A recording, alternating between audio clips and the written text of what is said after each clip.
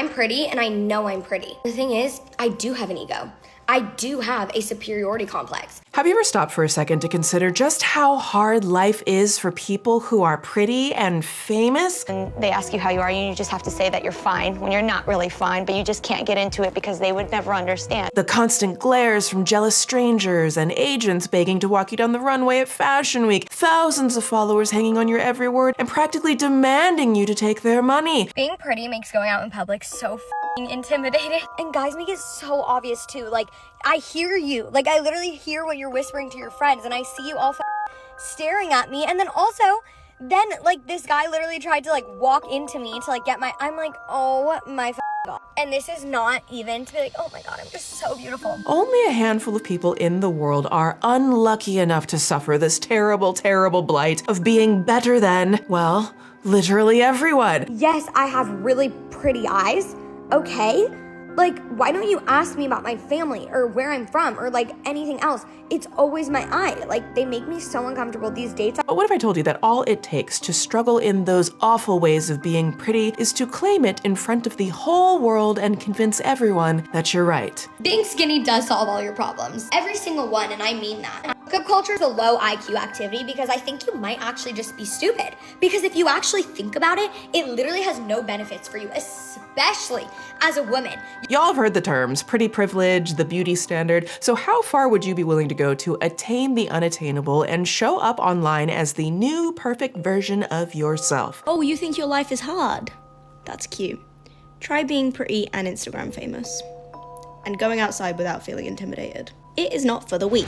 I want you to close your eyes and picture this. You're a young woman navigating low self-esteem because everywhere you look, there's someone who seems better than you according to society's effed up beauty standards. Ridiculous standards like they're thinner than you, or they've got booty cheeks that sit up here when yours sit down here. They've got those perky twins that somehow defy gravity and don't require underwire, and gasp, all this with a better nose than you. No matter how hard you try, you can't shake the feeling that you'll never be enough, and certainly AI is not gonna let you feel any differently, which is only made worse when you go out with your hot friends and notice the difference immediately. Of her.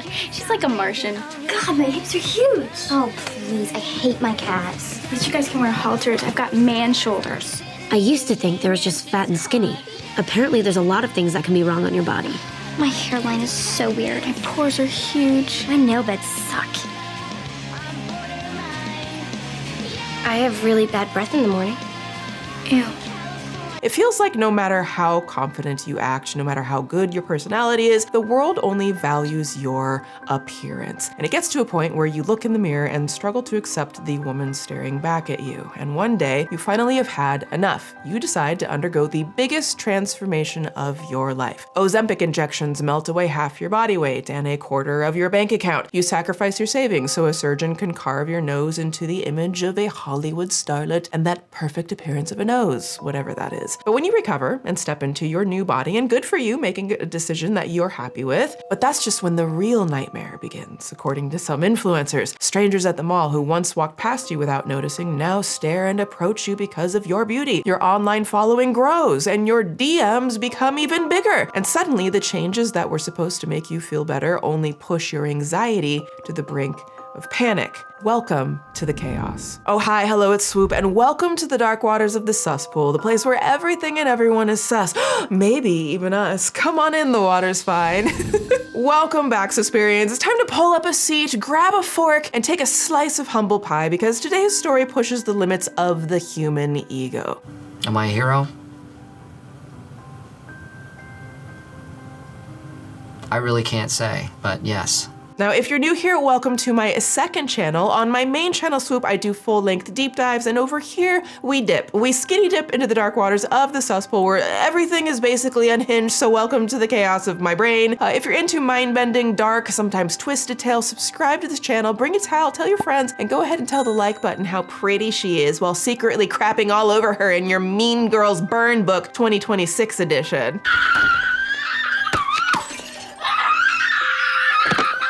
Also, you can hype this video. Huge thank you to everyone who's been hyping these videos. It really helps us reach new audiences and continue to grow our community. And actually, now that I say this, when I look at the back end, over 35% of you who regularly watch week after week aren't yet subscribed, and you might think you are. One of the most common comments that I get is, oh, I was like auto-subscribed and you didn't realize that that happened. So please do double check and hit subscribe. It's the free and easy way to support the work that I do here. And you can also turn on notifications because it is time to lock in. Of course, you can also join our Patreon community for exclusive access to 4 more videos per month. That's 4 more exclusive, uncensored, unfiltered videos per month. Plus, you'll get the entire back catalog of videos that are only available on Patreon. We just crossed 4,000 Patreon members. We have free tiers as well, the free newsletter over there. And I'm so excited for our Patreon community. We have so much fun over there. Okay, Suspirians, real quick before we dip, I need to share something that has genuinely upgraded my life in a way that I did not expect. So you know how when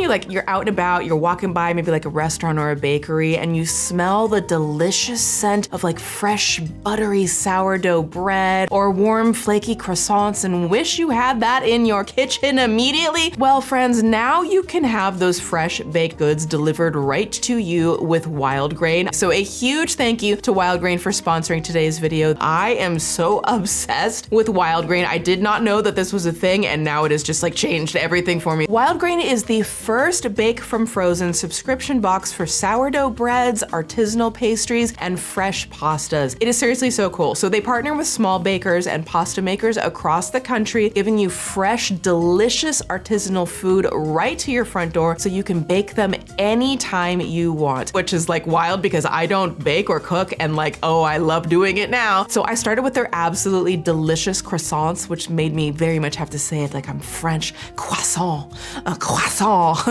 I got regular and chocolate croissant, and when I tell you, these were the most delicious croissants ever. Absolutely incredible. Like just like the satisfaction of pulling them apart and having that first bite. Oh, it was everything. I also baked up their sourdough bread, which was so divine. Like I am seriously so in love with this bread. The texture, the flavor, the crust, it just hits different, honey. Every pastry or pasta from Wild Grain bakes in 25 minutes or less. There's no thawing, no complicated steps. And what I really love about Wild Grain is that they focus on simple ingredients you can actually pronounce and a slow fermentation process that is easier on your belly and richer in nutrients and antioxidants. So there's no preservatives, no shortcuts, and don't even get me started on the chocolate chunk cookies. What do you mean I bake these at home? That's not possible. I don't bake things. They don't taste good when I do it, but this was phenomenal. And the best part, you can customize your box and you can choose between variety, gluten-free, vegan, and their new protein boxes. And with over 40,000 5-star reviews, Wild Grain has been voted best food subscription box by USA Today for 3 years in a row. And one more thing that honestly made me love them even more, for every box ordered, Wild Grain will donate 2 meals to a food security nonprofit of your choice at no extra cost. So if you're like me and want the joy of having delicious breads, pastries, and pastas delivered your door with Wild Grain, click or tap on my link in the description box below or go to wildgrain.com/swoop, that's SWOOP, or scan the QR code on screen and use code SWOOP to get $30 off your first box, plus you'll get free croissants for life. And treat yourself, honey, you deserve it. Okay, strap on that swimsuit, grab your nose plugs, and let's dip in to the cesspool.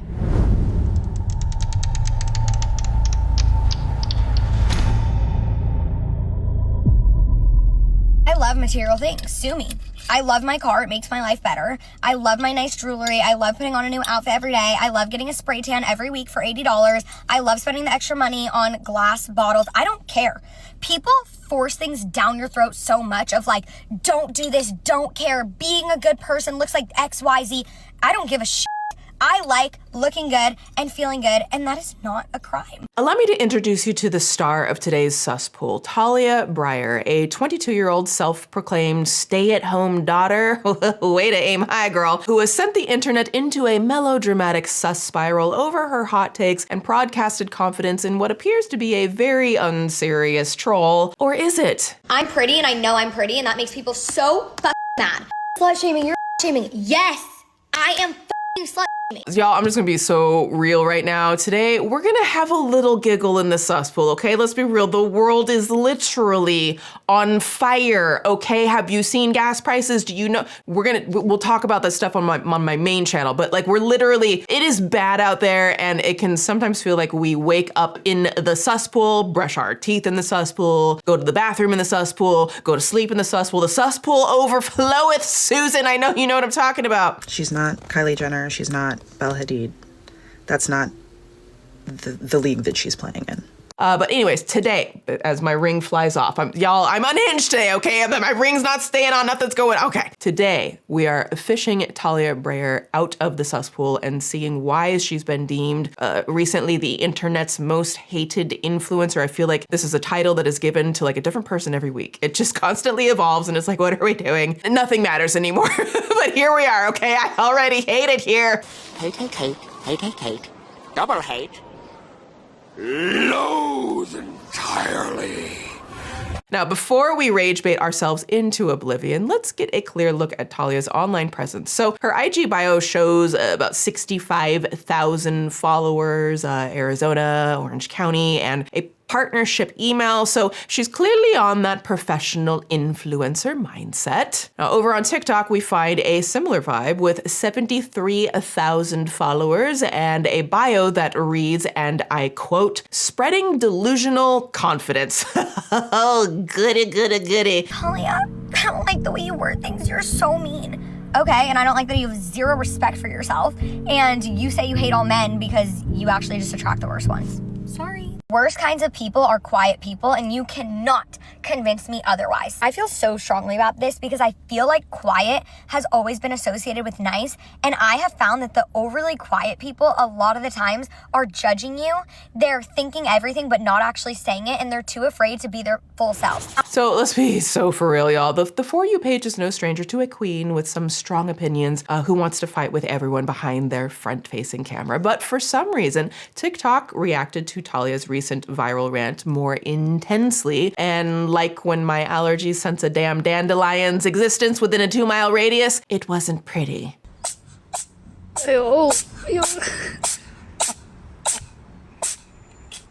Now, Talia's been posting on her TikTok account since the summer of 2024, emboldened by, Brat Summer to stretch her Brat mindset into Brat Fall, Brat Winter, and Brat Spring for Brat years to come, posting videos like this. Who gives a literal f***? Gives a literal f*** is on easy mode for me because I have never once cared. No one's on a pedestal. No one is that f*** important to make me sad. You guys not treating me right? Bye. A friend excluded me? Bye. One called me a name? Bye. Do I have to f*** hypnotize you guys? Like, it doesn't f*** matter. Who gives a f*** is as important to you as you. I'm gonna start using my f*** eyes as like hypnotization. Stop caring. Like, they're so f*** irrelevant. Who cares? And if this confidence-maxing persona of obnoxious entitlement is gonna do one thing, it's get people engaging, right? You go feel compelled to leave a comment. Whether you love it, or you hate it, or you don't understand it, you're probably gonna wanna leave a comment. We're literally here making a video.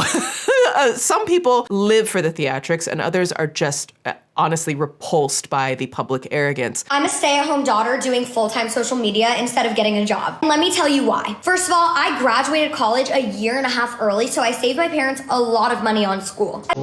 I don't give a shit what the world thinks. I was born a bitch. I was born a painter. I was born but I was happy in my way. But nothing could have prepared the world for her viral tirade, now sitting at over 3.7 million views, titled, and I quote, "Being pretty and Insta-famous is not for the weak." Oh girl, here we go. So let's see if this young woman has really earned her title of the internet's most hated, which I really think that title should go to Pam Bondi, but let's take a look. Let's take a look.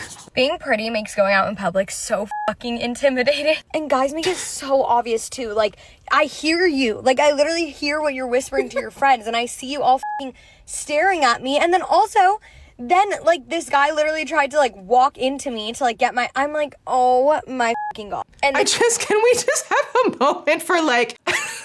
Y'all, this is so unserious because, like, what do you mean? Like, being pretty is so hard.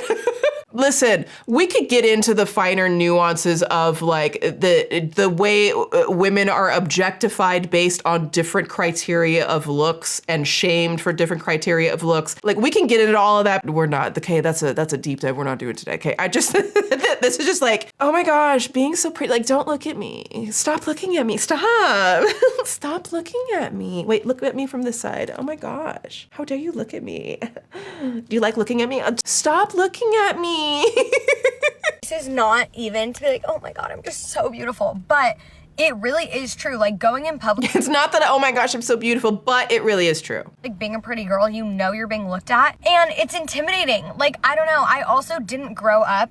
I think that this is like an experience of just being a woman too. Like, I don't think that, like, a couple of things actually. First of all, you don't notice the people looking at you unless you're looking for the people to see if they're looking at you. And then oftentimes if you're looking at people to see if they're looking at you, then they're looking at you because they're wondering why you're looking at them. You know what I mean? And then it's just, I also just think I would challenge that this idea of people looking, number one, human beings just, if something walks in front of them and they see it, they look at it. But also, I feel like women in general, regardless of whatever a woman looks like, experiences certain levels of encounters, right? Like, when I go out for a walk, like particularly if it's like the sun is setting or if I'm by myself or if it's in the evening time, I literally wear like the baggiest, bulkiest, non-form-fitting clothing possible. I got the beanie all the way down. I've got the hood. I've got the sloppy sweatpants. And like, that is what I go out when I walk because I'm trying to hide any semblance of any type of like feminine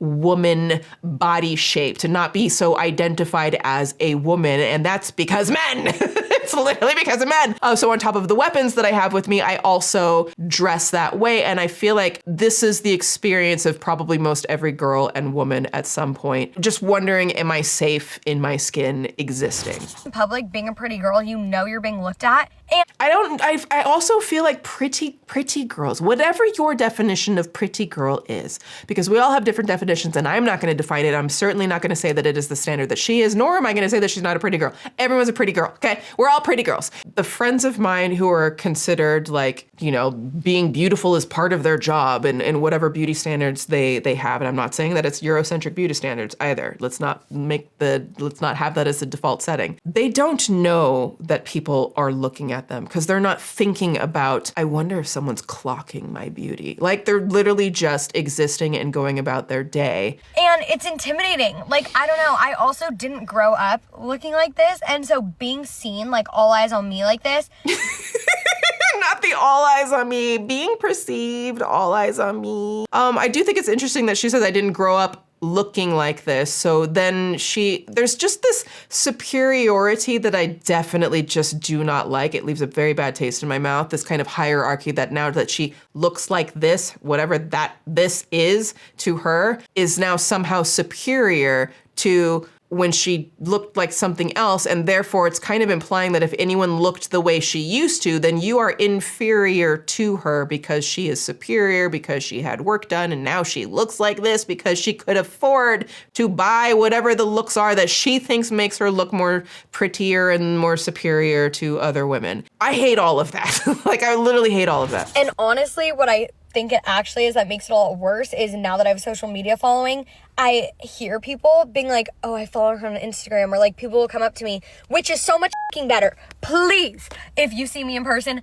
please just come say hi to me, because when I can tell that you recognize me and you're talking about me or you're saying things and I can hear you, it gives me so much anxiety. It's also so like interesting. It's fascinating to me. She has like 70,000 or so followers on TikTok. And I have friends who have millions of followers and they're not out, they're not getting recognized. And it's fascinating seeing someone with like 70,000 followers implying that she's getting like stopped like all the time and people recognizing her. But I love when people come up to me. That does not make me nervous. It's knowing that I'm being like heard or seen, but like them not coming up to me, that makes me fucking nervous.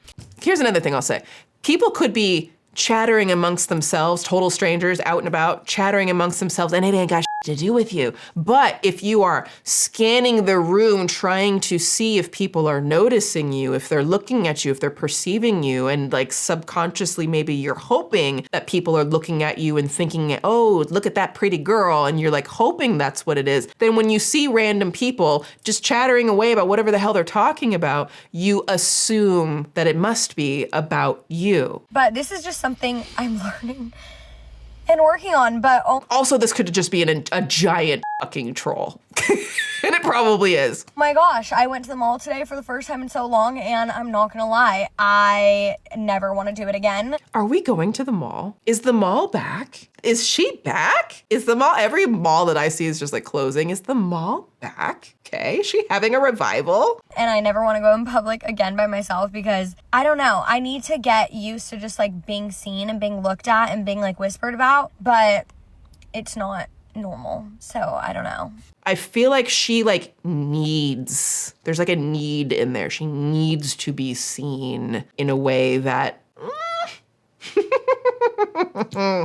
yeah, so we'll leave it at that. You know, it low-key kind of makes my skin crawl how these days it's getting harder and harder to tell what is manufactured for engagement and like that rage bait and what is actually sincere. And with like the just the influx of AI everywhere and people having, I mean, the doomsday clock might as well be at midnight at this point. But anyways. It is now 85 seconds to midnight.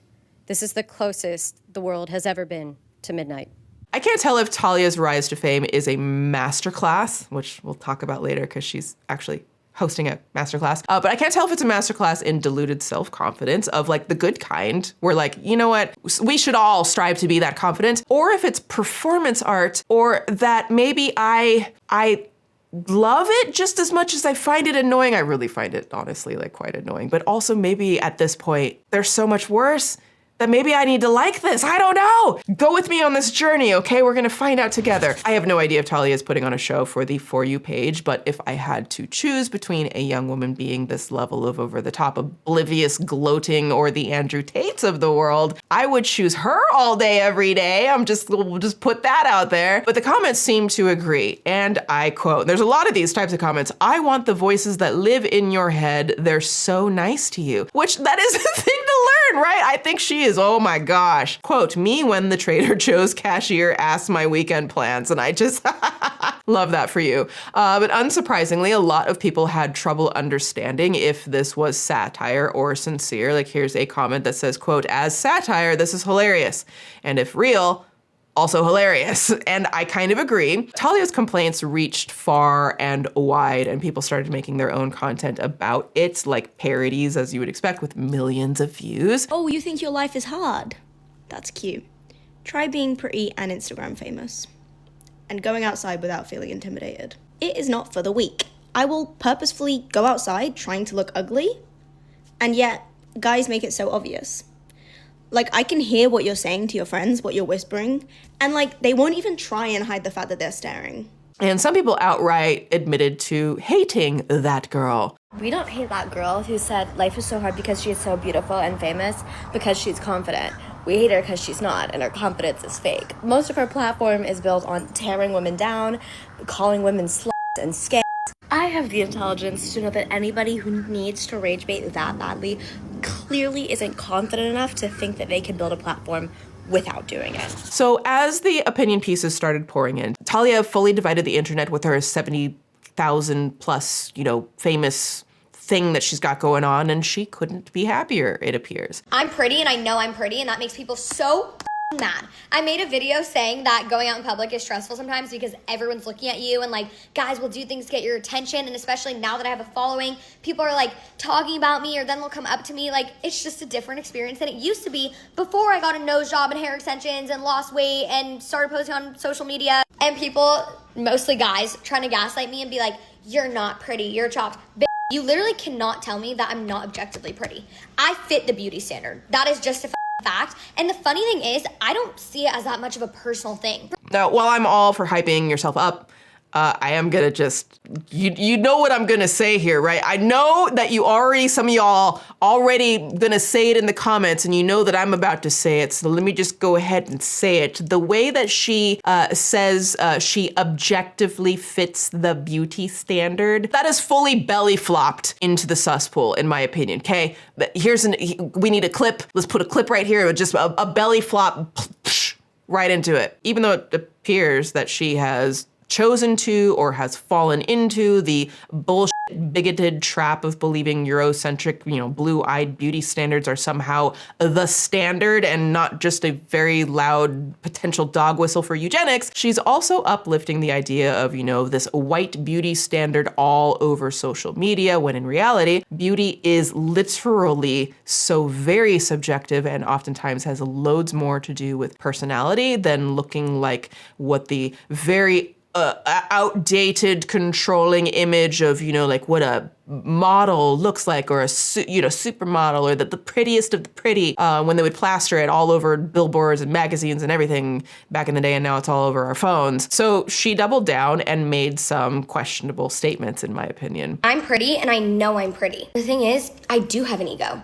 I do have a superiority complex. Because why would I, the only person who lives in my own universe and has been there through every moment, every experience, every conversation, believe that somebody else is on my level? I don't know you the way I will ever know myself. I don't know how hard you work. I don't know how well you treat people. I don't know how much you focus on becoming the best version of yourself. So why would you ever be in the same playing field as I view myself? You are something special. You should believe you're pretty. You should believe you're amazing because you choose the kind of person you are. So no, nobody should ever come close to the level you view yourself because you don't know them and you never will. I love you girls. Love yourselves. Follow for more. Now, she's walking this fine line between, a naive 22-year-old offering self-help without much life experience to back that up, and straight up trolling that is almost up to interpretation, like a piece of fine art, girl. Why is no one talking about how hard it is to not have a job? Do you know how hard it is to have to figure out what you want to do every day? My calendar is empty, yet I have to set things every single day, make sure I get up, make sure I make it to my workout. Do you know how much harder it is to be productive when you don't have somewhere that you need to be? Nobody's talking about this. It's just like, oh my God, I want to be a stay-at-home daughter. You don't know what it's like to be a stay-at-home daughter. You act like it's all fun and games. It's so easy because you don't have to have a job, but it's not. Listen, I don't care about her opinions. We're just here. We're all existing at the same time, whether we love that or not. There's just no way that I would take full-throated life advice from someone devoted to self-obsession in the loudest way possible. It's worth mentioning that Talia's parents are quite literally TikTok famous themselves, with over 200,000 followers and 7 million likes for their viral post promoting their law firm. They dabble in the law, honey. We got lawyer money. I hate it here. Shooter states that I don't need my book belt right to their behind. The way let's whisper, I know he dying. 6'7". My parents are multimillionaires, and these are the quotes they repeatedly make me say. Control the controllables. What's the most important decision you'll ever make in your life? Who you marry. Activity is the healer of all anxiety. Show me your friends, I'll show you your future. You are the 5 people you surround yourself with the most. Here's a good one. You get what you allow. All boys are rotten. I'm not kidding, they say that. Yeah, it's a family business. I mean, even her sister, Kaylee, is an influencer with 2 million followers. I mean, allegedly, okay, don't come for me, mom and dad. Okay, I say this with whatever the hell respect you think that you are entitled to, okay? It's just, we got bigger problems. We're just having to giggle, but. I have a whole new load of hate comments today, which makes me so excited. Comments are coming from this video where I approached a group of guys. These young guys. Although it's kind of scary with the wall. They're like 10 years younger than us, but they're super cool. And the point of the video is to inspire girls to reach out to people, take your shot, shoot your shot, go meet new people. Don't be afraid to approach strangers. But I guess some people didn't take it like that. Talia has definitely been busy carving out her own niche. You're so lucky to be a stay-at-home daughter. Shut the f up. What the f is wrong with you? How ignorant of a thing to say. When you don't even know what it's like. You don't know my struggles. You don't know all the things that I've been through. Literally, how dare you? It's pathetic. It's loser behavior because you judge things before you know what it's actually like and you minimize the pain. Seek to understand, ask questions. Don't always just think you know everyone and you're seeking to be understood. Like, be curious, because life is not sunshine and rainbows. What the fuck? Now, with honestly, my opinion, bullshit videos like that, that clearly are just rage bait, trolling, I don't know how to see it any other way than this is just intentional rage bait trolling. I can't help but wonder, should I be offended by this girl trolling people and playing in our faces? I don't know. I think I'm in this like in this place where I'm like, I'm just more interested in what the hell our government is doing with this whole, like the war thing, the financial crisis caused by literal billionaires, and what the ever-loving fuck is happening with the files, to have energy to be like, this is the most serious, terrible thing on the internet, because it's not. I get that it's very obnoxious to a lot of people. And we're gonna have a conversation, I think it's more important, about the pick me thing later on. That's what I was more interested in about this story. Or whatever, who the hell knows anymore? Nothing is real. We're all just living in an AI simulation at this point. Now, some people were ringing the alarm bells and making think pieces on Talia's POV. Maybe the reason that people are looking at you in public is not because of how you look, but rather maybe because you are just loud. My apologies, but if I'm out and about and I hear a loud scream, a loud laugh, something that jolts me, I'm going to turn around. I'm only saying these things because I do not want girls to think, oh, if I go out in public and I don't get stares and I don't get attention from men, it's because I'm ugly. No, that is not the case. The last thing I want to touch on is her screaming at us that she's so very pretty. I'm all for self-love. I think that everyone should be obsessed with themselves. However, I don't think that we should be screaming it at people like, oh my god, I love myself so much, I think I am so beautiful. I'm trying to give her the benefit of the doubt here. Maybe it's like a mantra and she is trying to speak things into existence. But even then, I think you should do that in front of a mirror,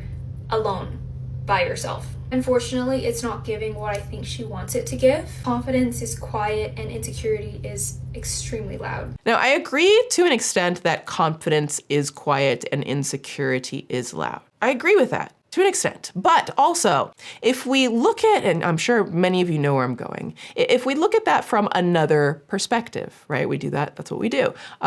I could make a case for that idea about being, more quiet, being heavily rooted in patriarchy and misogyny. The sentiment that in order to be liked, for a woman to be liked, successful and confident, women have to be quiet about it, while men who are loud about their achievements get praised as being confident kings and, way to go, he knows exactly what he wants. When I have to face my problems, I show up in the back of a limo wearing a $2,000 suit and a $40,000 gold fucking watch.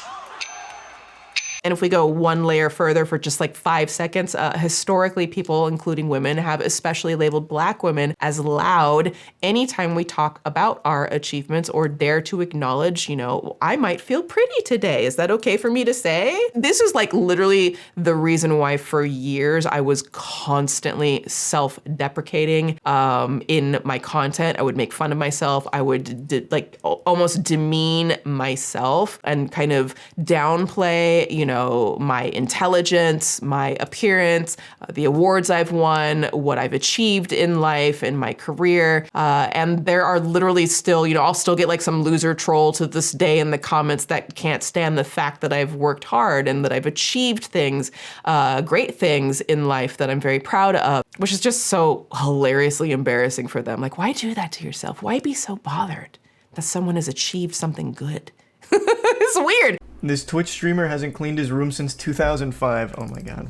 But yeah, calling Black women loud has historically been used to shrink us, silence us, punish us for taking up space. When I see it happen, like to other people or comments, I'm reminded of how good it feels to know that I have free will and critical thinking and get a giggle when I see someone crashing out on their last brain cell trying to hate on, talented Black women. And in many ways, that level of Suspool, like a barnacle brain degradation, isn't exclusive just to Black women. It's very much a facet that affects us, a form of misogynoir, but women of every color and every background and every experience are often being told to, smile more and say less. I'd just be literally at the grocery store checkout aisle and some man will turn around and buy in groceries. Are you gonna be weird? Because I feel like you're gonna be weird. You can just tell some of these dudes are gonna be weird. And like he looks at me and he's like, why don't you smile? And I'm just like, why don't you shut the f up and put the apples in the bag, sir, okay?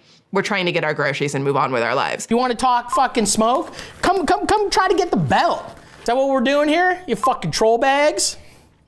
Anyway. But if we go with the theme of that last think piece, the insecurity, the concept that insecurity is extremely loud, which there can be merits to that for sure. Insecurity can be very, very loud. Look at fucking Andrew Tate. He might be the most insecure man I've ever seen on the face of this earth, and he will not shut up, and I wish that he would shut up. Oh my gosh, please shut up. If insecurity is loud, then Talia is currently the loudest of them all, followed secondly, according to her sister, by all the outraged strangers on the internet. And one of the biggest things I talk about is how our reactions to things are a reflection of us. And so what I find so interesting from all of this controversy is how the people hating on her are actually way more insecure than her. For someone to comment, you look like this, you're ugly, you're not even pretty. What is making you react like that? What makes you so mad?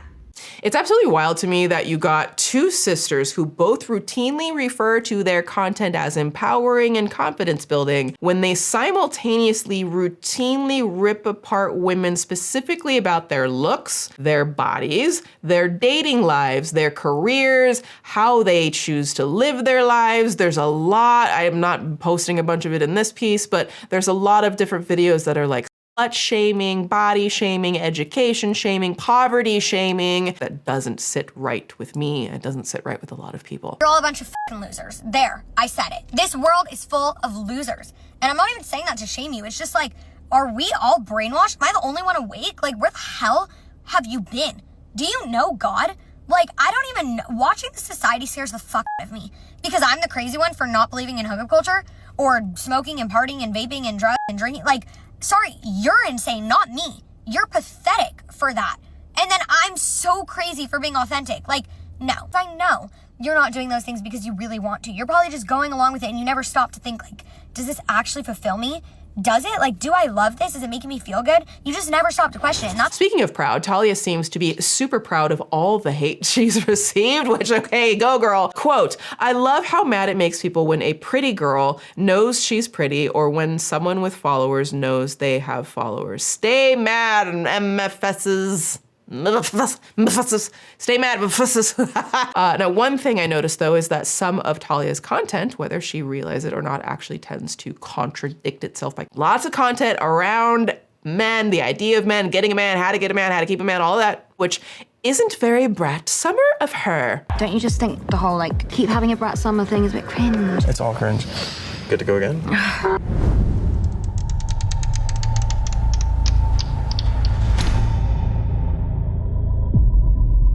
Hookup culture is a low IQ activity because I think you might actually just be stupid. Because if you actually think about it, it literally has no benefits for you, especially as a woman. You're literally giving this guy exactly what he wants and then begging to basically be played. Where the hell is my husband? We all want to know. One of Talia's niches is her commentary on hookup culture and modern dating that takes on a borderline Hannah Pearl Davis trad wife vibe, but make it girly pop. It's not about you.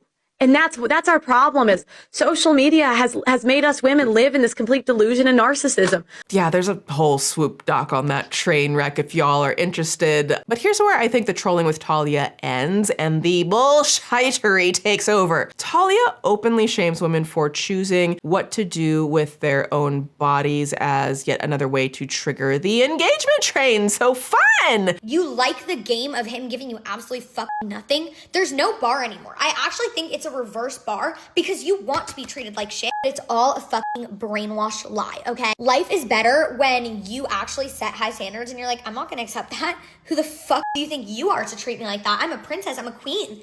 Oh, this is just so stupid. What the hell is a reverse bar? Take it back now, y'all. One hop this time. Now, I would say that commentary like this, like what she's saying, is giving Andrew Tate's dream. It's giving alt-right pipeline in ways where she's pushing, these very traditional values without the intelligence or willingness to understand that her worldview, which it's supposed to be a free country, at least. They're trying to challenge that. But you're supposed to be able to have your worldviews and how you want to live your life. But she's not willing to understand that her worldview, which is very tiny and very limited, it isn't a one-size-fits-all concept for all women or all humans or all people. We are not a damn monolith. And worse, while some of these sentiments have merits in some settings, it also perpetuates the bullshit idea that if a woman chooses to spend time with another person or with a man and that man winds up mistreating her or not valuing her or doing something worse, that somehow that's her fault for being so stupid and low IQ to let a man do that to her. And I very much hate it here. Do one thing that's fucking around and making it seem like you're not taking me seriously. Bye. What the fuck? Like, I don't need you. I'm good. Like, if you will add something to my life, great. If not, great too. Bye. I already have everything. And that's the brat mentality. That's really the mindset you have to have, is like, I'm gonna accept nothing less than the fucking best. So sayonara, bitch, if you can't give that to me. You're welcome. And watch me have the most perfect husband ever. So I would recommend following my advice because I'm right. Love you. Bye. Follow for more. Mwah. Now, by saying things like, watch me have the best husband ever, I think she reveals the foundation to her whole shtick. Yes, spoiler alert, she is likely insecure. Honestly, most all of us. I have yet to meet someone who does not have insecurities. It's just part of the human experience. We have fucked it up, okay, as a species. So insecurities are gonna come with that. And I think that she is deeply insecure and centers her opinions and actions and thoughts and life advice on what she believes she needs to do to get a husband. A man. It's all about being pleasing to a fucking man in this economy. Are we kidding here?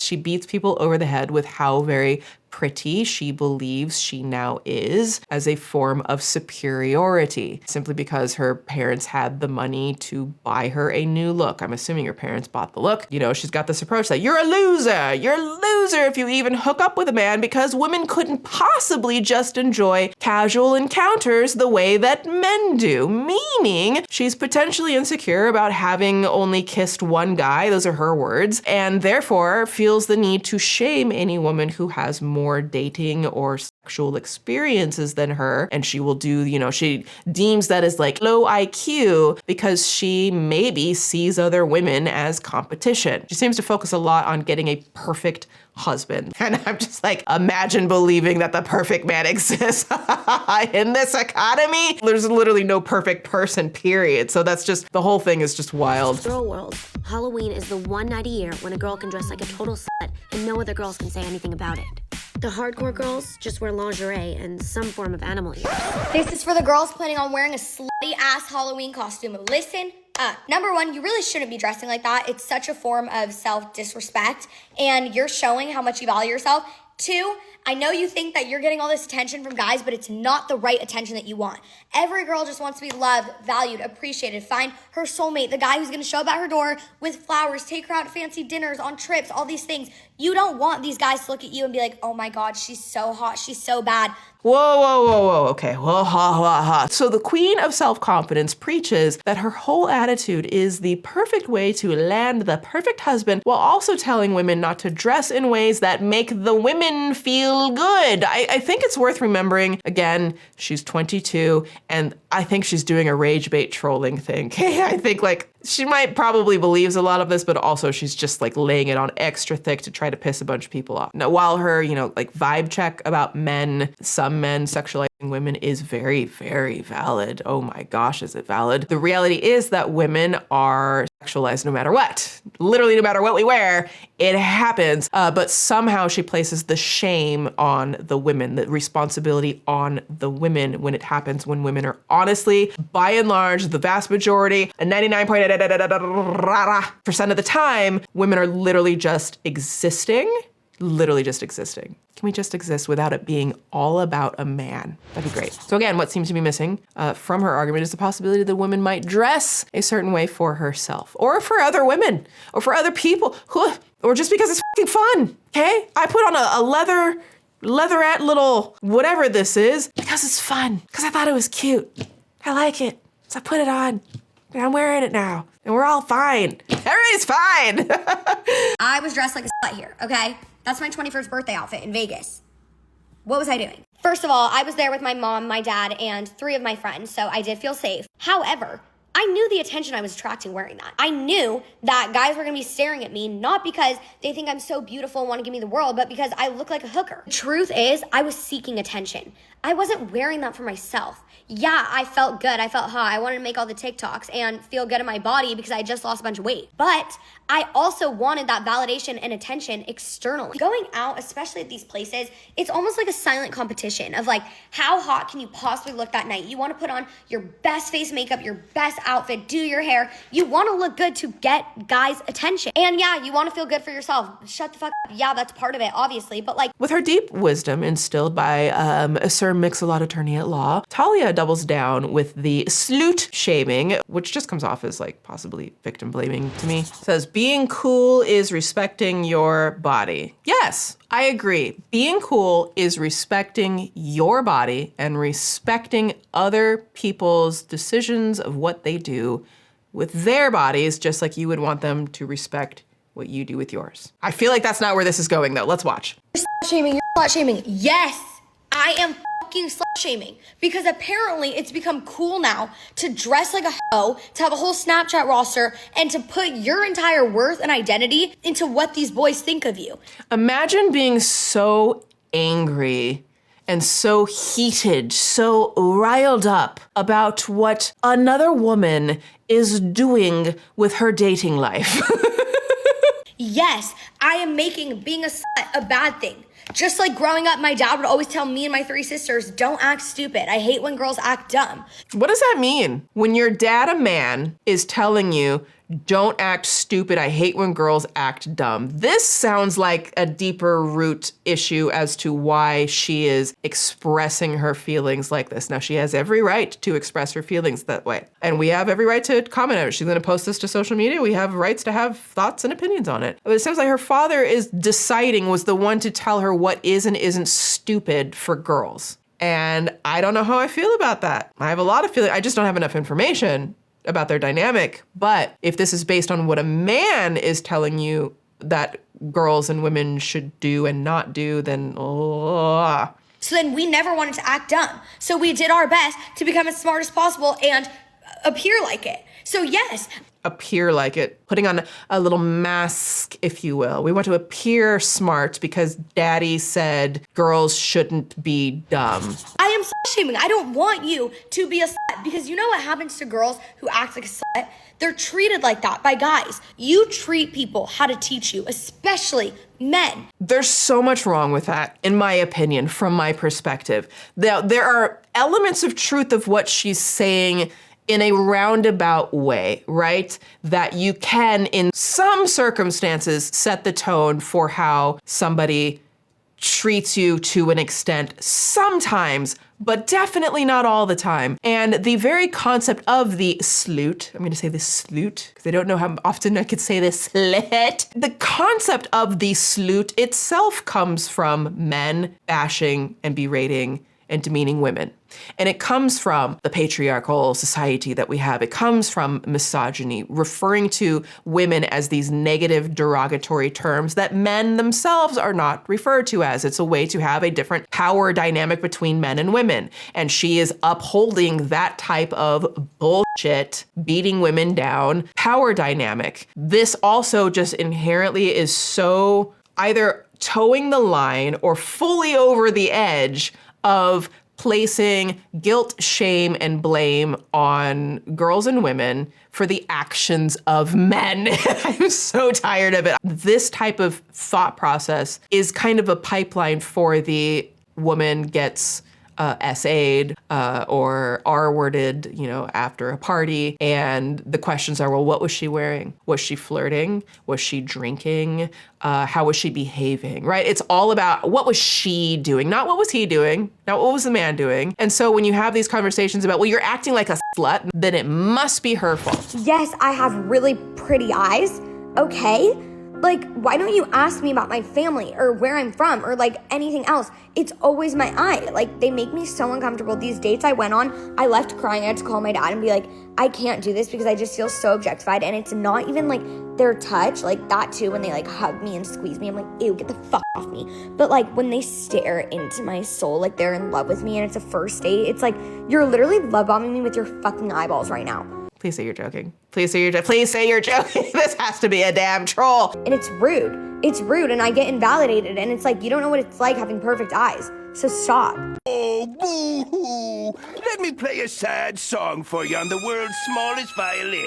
Part of what Talia is getting at is the very real pain of feeling objectified on a first date or a second date or a third date. But then that real struggle gets washed over with all of the kind of complaining about her good looks and leaning into purity culture and entitlement like this. My husband is the luckiest motherfucker. Do you know how great my life is? To imagine bringing someone else in, first of all, you better be fucking amazing. I know you will be. Second of all, I live the best life. I live in fucking Orange County. Do you know what my days consist of? Massages, beach, matcha, happiness. Someone cuts me off, I'm happy. I'm so chill. Everything good happens to me. I'm literally the luckiest girl ever. I'm so caring and nurturing and sweet and so confident. Literally, I love myself in my life, but seeing it through the lens of my husband. Oh, and you know the best fucking part? I've been loyal to you, bitch. I've been nobody's girlfriend because I'm a wife, okay? I know I am someone's wife. And I'm like jealous that you as a man get to be my husband. You're fucking welcome. But for being like, you know, a Dr. Phil level expert on relationships and romance, Talia admits she's never been in a relationship unless you count, you know, the one with her mirror, which I'd say they're in a very long-term committed relationship. 21, I've never had a boyfriend. I had my first kiss last year when I was 20. I don't participate in hookup culture, none of that. And people are always like, how do you do it? Like, how do you think about it? How aren't you like begging for your soulmate? Let me reframe your mindset. If you're a young girl in your 20s and you haven't found your person, how many days do we have left with just us? No responsibility, no person to tell where we're at every single second of the day. You have the entire rest of your life with that person. If it all goes right, ideally, how many more days do you have single? How many more days of the mystery and excitement do you have just dreaming about it, thinking about it, not knowing who they're going to be, where you're going to meet them, how you're going to fall in love? Think about that. How many days left? Appreciate every single moment, because also once you meet that person, then the mystery's gone. You start building family. Life just starts to become less and less and less about you.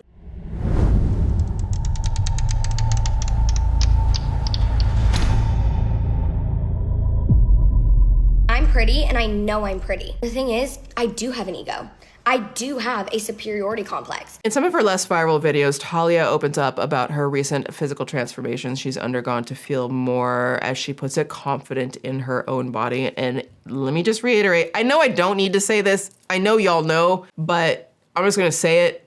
In no way, shape, or form is what she underwent for her body a reflection that any of you need to do anything of that nature or anything at all to your body. If you feel compelled and you've researched and you feel like that's right for you, then pursue that in a healthy way. But I don't want something like this, the clips that we're playing of her, to make you feel like, oh, well, I guess I'm not pretty because I haven't done those things. Please, please don't. Stay out of that. That's a trap.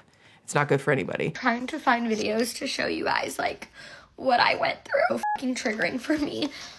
Eating weight and like not being happy in your own body and like literally documenting every single calorie. In high school and growing up, I had so much confidence. And then when I went to college and I gained weight, I just fucking hated myself and I hated life because I literally tried everything. Nothing was fucking working. Like it would work a little bit and then I would gain weight and I'm like, how am I gaining weight? Like I'm doing more than I ever have. I just remember like thinking back to high school and how judged I was, like being confident and being loud and outspoken. Told myself like when you lose the weight, when you get a nose job, when you do all these things, Be calm. Never apologize for it. Never hold it back for anyone who judges you because they're insecure. But this revelation is, I think, relevant to her story and what she is projecting and the names that she's calling people and using this pretty privilege thing as a weapon against literally everybody else. You know, she's got this newly acquired pretty privilege and her belief that she's finally meeting her own beauty standard. And it becomes easier to understand why she feels entitled to complain about the perceived changes in how she's treated based on her appearance, even if it's incredibly fucking bizarre that you would choose to shit on people you don't think fit the beauty standard when you yourself apparently didn't fit the standard before you had the work. People are getting so mad at me saying I fit the beauty standard. It's not about my race. Like, what? I did not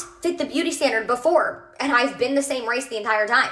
I was overweight. That's the number one thing. 2, I had a bigger nose. One of the most viral and measured responses to Talia's crash out reached 1.8 million views, a post by TikToker Fitted Prophet, an Emmy-winning TV screenwriter and professor, according to her profile. Way to go for you, love that. She eloquently breaks down the intersection of money and beauty in our culture and how investing money into your appearance for a desired outcome can sometimes backfire in front of the entire internet. Not always, but it can. Can you imagine how you would feel if for your entire childhood you felt like there were these things wrong with you? Maybe people were making fun of you for these traits that you ostensibly can't change about yourself. And then once you're 21, by the way, she strikes me as the kind of person who goes to school with the kind of girls I went to school with who were getting nose jobs for their sweet 16s. Oh my gosh. It's got to mess with your psychological development, especially if you are a young girl, right? You're a kid and you're growing up and your brain is literally still developing and processing. It doesn't know the full extent of everything in life and what you want and all of that. And you're seeing people around you who are getting nose jobs, who are getting, their tops done or their bottoms done and get a little booty, something stuck in here. It's a lot. I would imagine that's a lot to take in at such a young age and that leading to deeper feelings of inadequacy that girls already feel. So she's 5 years behind, which I'm sure, makes her feel bad. And so she was made to wait 5 years to get her nose job to make sure that she really wanted it. Now she has it. And now she's on Ozempic, which, a lot of people are taking for legitimate health reasons based on the way she talks about it. I doubt that she's taking it for legitimate health reasons. And that's another thing. Like, we have this Ozempic piece we've been sitting on for a long time. I actually did put work on it last year and stuff, and we still want to do some interview pieces for it when we can release it. There are degrees of it that are getting out of control because it is not being done under the guidance of a well-informed medical practitioner who can help people with their process of that and also understand the risks of it. And doing something like that so young when it's likely, possibly, maybe not necessary for Talia, not medically necessary, but it was aesthetically something she wanted, could possibly have an impact on her body in the long term. I think she feels entitled to being treated like she's beautiful because she paid to be beautiful. That's an interesting thought, feeling entitled to people thinking you're beautiful because you paid for it. And I think she's realizing now that maybe the return on investment isn't going to be as high as she thought. And I can see how if you've invested not only all of this money, but also this energy and this self-consciousness into being certain these aesthetic improvements are also going to improve your life, and then you find out that the internet thinks you're chopped, then I can see how that would lead one to crash out on the internet. Not chopped. We all carry insecurities about something in our lives. A lot of us carry insecurities for our appearance. I carry a ton of insecurities about my looks.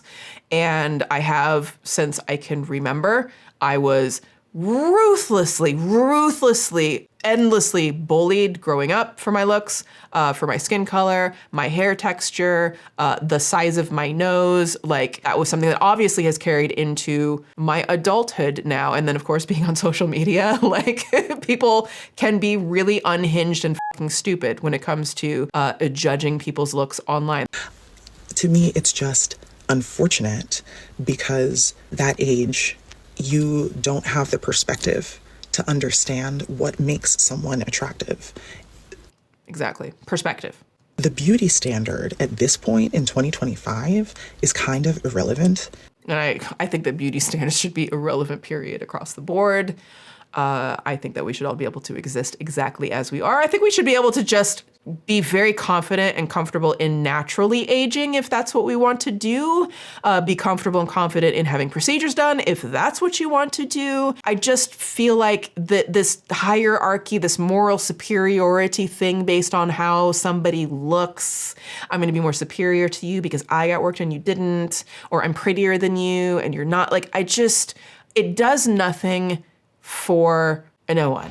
So this very solid assessment is also sad because it points to a picture of how future generations may grow up perceiving themselves trapped in, a never-ending desire to change who they are. Even if Talia is intentionally trolling her audience with these rants, her content and similar commentary will still influence younger viewers to mirror this behavior, largely because they wouldn't know if she's trolling or not. They would just believe this is real and believe that this is what you should aspire and try to achieve. And I think that can be dangerous for the psychological development of children. And so you get this rise of brain rot. Entitlement might become irreversible because it's becoming so ingrained in our society. Nobody talks about how hard it is to be skinny, pretty, famous, rich, a virgin, okay? Do you know that everywhere I go, I get stopped? Because everyone either wants to date me, they're like, my son wants you, or they just take pictures of me because I'm so pretty. And don't get me wrong, I agree.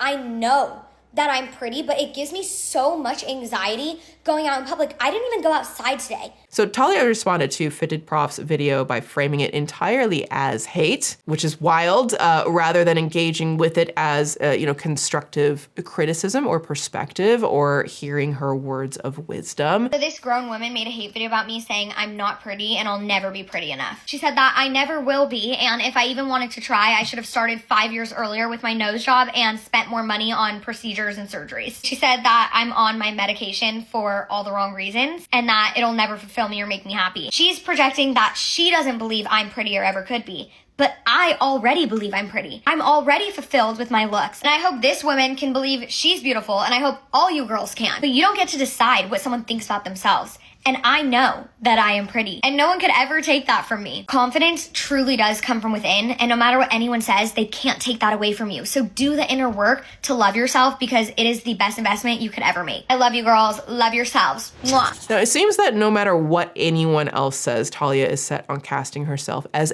different from other girls. She's not like other girls in every way possible. She's kind of somehow sitting on the fence between girly pop coded and pick me pop coded and traddy wifey coded, which makes me wonder if we're seeing a return of the misogynistic pick me girl paradox where you're damned if you do and damned if you don't as a woman. Unlike the other girls, I wear Converse. I'm one of the boys. Ew, look at her outfit. All that pink? I would never. I only wear black. Makeup? What makeup? I'm not wearing any makeup. I'm one of the boys. I think that the phrase pick me is a very complex one. I understand its usage in some settings, and I also think that society has taken that phrase and turned it into something entirely else, which often happens with labels. And I think that it can be very damaging.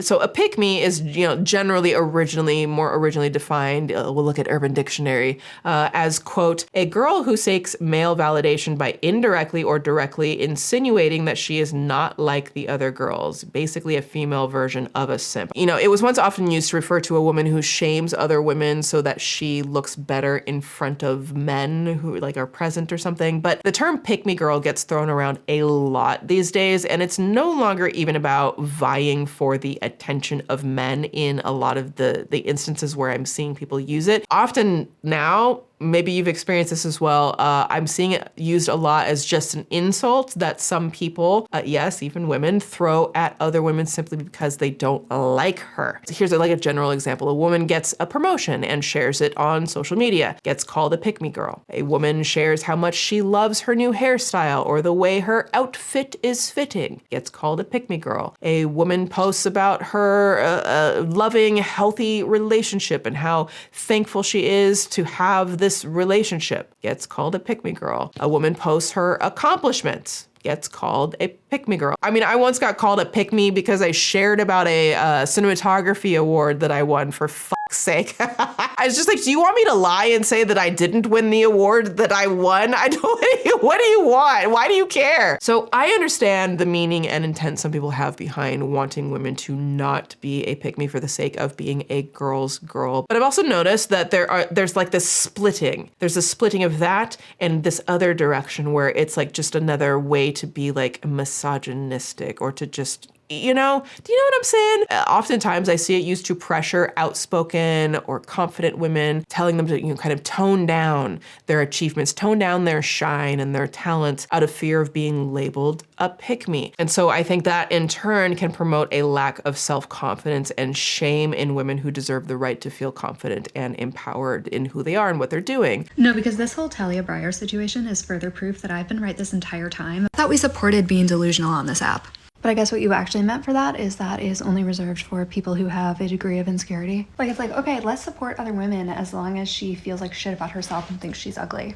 If you have a high opinion of yourself, then you don't have insecurities that can be used against you. She said it herself, where she was like, look, if I got on here and said that I was ugly, everyone would be in my comments telling me I'm beautiful, but because I said the opposite, they're all trying to knock me down. There's very little that the internet collective hates more than someone working on themselves and upgrading their look. And then the greater question is like, do we call men pick-me men? Like, do we shame men when they're proud of their bodies or like their promotions or their achievements or their dreams or their life goals or their relationships? I don't really think that we do. Maybe we do. Leave me an example if you see it happening, but I'm not saying it never happens, but more often than not, when we see a man, you know, sharing his accomplishments or, you know, his pride in his family or life, he's praised, but I'm seeing increasing levels, not obviously, I know y'all don't do this. I'm just saying, out there in the wild, I see some increasing levels of when women are sharing great things that they're doing, that they get shamed or degraded and called the pick-me when it has literally nothing to do with men. And that's just other people kind of centering men upon other women.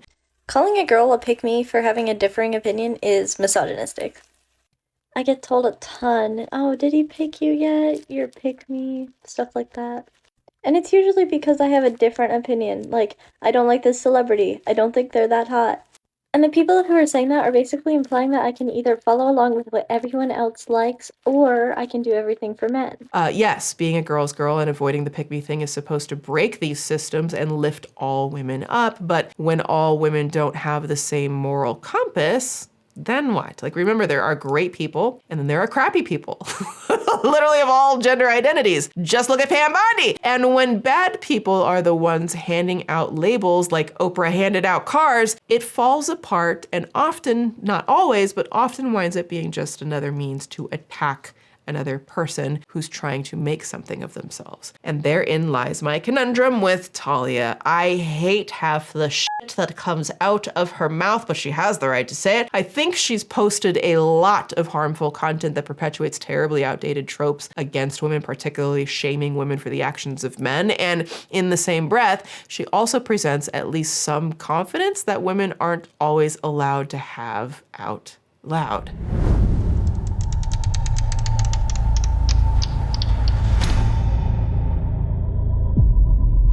Deep in the cesspool of this story are the performative men going viral for their oh-so-interesting responses to Talia's viral moment, because it wouldn't be a conversation about women empowerment without a shirtless man using it for the views. So this girl, Talia Breyer, I think that's how you say her last name, the one who's saying that like she's super hot and people see her in public and everything like that, and they come up to her. That's an example of when you give the wrong person a social media platform. Okay, listen, I don't know anything about this guy, so don't come for me. I don't care. I just saw this shirtless guy talking about this women's stuff, and I was like, what are we doing? What would you say your trademark is, if you have one? Well, I guess the look I'm best known for is blue steel. What's that look like?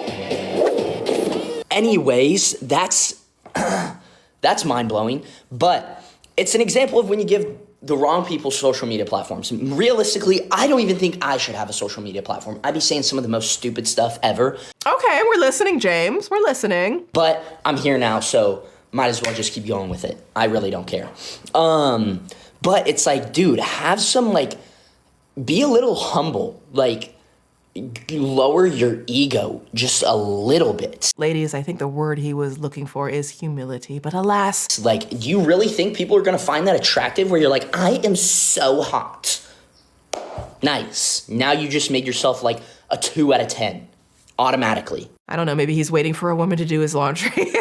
I'm totally kidding. I don't know shit about this dude. I hope he's a great guy. He's probably a great guy, and I love that for him. Now, while we can ultimately tolerate Talia talking about herself however she wants, there is one more aspect of her journey that is sus, okay? A little contender for the sussies, the sussy awards, because it wouldn't be the Suspool without a course being pushed. Of course, there's a course. Your fucking life, you're gonna be a shining star with fancy clothes and fancy cars, okay? And you see you're gonna go far because everyone knows who you are. In her profile, there's a link to a website called thebratmentality.com. I wonder if there's a lawsuit pending.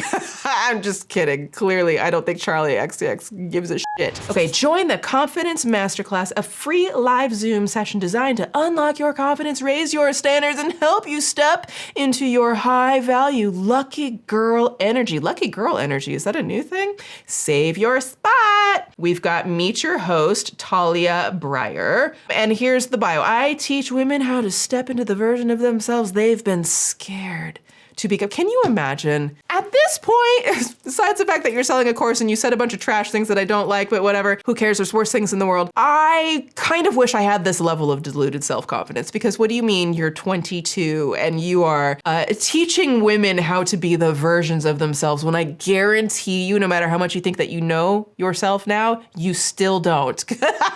Life has a way of evolving and giving you different experiences, humbling you at times, and showing you growth, hopefully maturity, and this is just the beginning. If you're blessed, if you're lucky, if you're a lucky girl, next to my elders, I don't know shit. But she's going to teach you how to become the confident one, the magnetic one, the girl who raises her standards, knows her worth, and walks into every room like she belongs there. This masterclass is your permission slip. Oh, she's giving you permission, girl. Your wake-up call, your moment to realize that you can become whatever the F you want to be, and you don't need anything other than the decision to start. And I would argue then, ladies and gentlemen of the jury, Your Honor, if you want women to realize that they can become whatever they want, then that would also mean they have the right to become a sleut if they want, right? What you'll learn in this masterclass: how to activate your confidence even when you don't feel ready, how to shift into your high value, there it is, high value feminine energy quickly. High value is literally the red pill language that Andrew Tate, fresh, fit, fun, fabulous, and Myron, did y'all see? I haven't watched the Manosphere documentary yet, but I know that Myron is in there. I have done three Swoop docs about the steak and eggs, bacon and potatoes, Thelma and Louise, Bonnie and Clyde, as I like to call them, Jacoby and Myers, for those who know, and just garbage. And they just have the most garbage mentality. And they always talk about high value man, high value man. It's literally the same language that she's using here as the red pill. She's also got how to stop overthinking and start attracting opportunities. It's like ChatGPT just wrote these bullet points of like, what is red pill language? But make it girly pop, and maybe a credit card number at some point in time. I don't know, allegedly. So once you sign up for the Brat Mentality Masterclass, you get an email basically hyping you up with a link to a live Zoom session with Talia, which literally just happened. Quote, here's what the email says. You just saved your spot for the Confidence Masterclass, and I need you to know something right now. This wasn't a small click, okay? This was a choice. We need like dramatic music. A decision to step into the version of you who stops waiting and starts moving. Most girls scroll and hope, but you took action. That's the energy that changes your entire life. Says the 22-year-old who knows everything about life. Yes, I cannot wait to have my entire life changed by a 22-year-old stay-at-home daughter, her words, not mine, who calls everyone low IQ losers. I'm sure I'm gonna get so much from this. Now, the next follow-up email that she automatically sends says the following, quote, girls who stay stuck don't take action. Girls who stay small don't sign up for things that challenge them. Girls who stay insecure don't choose to grow, but you, I love that, but you press the button. Let me get back in character. You press the button, and that's the one choice, and that one choice means you're already stepping into a new identity. Between now and Sunday, I want you to pay attention to the moments where you almost dim yourself, you almost talk yourself out of something you almost shrank and instead chose differently. If it helps, hear me in the back of your mind say, you are the shit. Thank you, I know. Thank you, I know. You're welcome. Buy my course. Yes.